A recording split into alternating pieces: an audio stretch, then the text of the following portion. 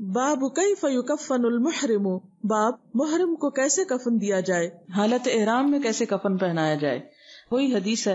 حدثنا ابو النعمان اخبرنا ابو عوانہ عن ابی بشیر عن سعید بن جبیر عن ابن عباس رضی اللہ عنہما ان رجلا وقصه بعیره ونحن مع النبی صلی اللہ علیہ وسلم وهو محرم فقال النبی صلی اللہ علیہ وسلم اغسلوه بماء وسدر وكفنوه في ثوبين ولا تمسوه طيبا ولا تخمروا رأسه فإن الله يبعثه يوم القيامة ملبيا.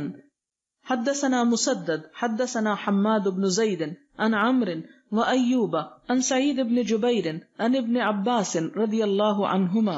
اچھا، یہ جو لفظ عباس ہے اس کا بھی معنی آپ کو معلوم ہے؟ یہ لفظ ہے عبس و تولا. عباس بہت تیوری چڑھانے والا. جی ہاں، یہ بھی انہی ناموں میں سے ہے.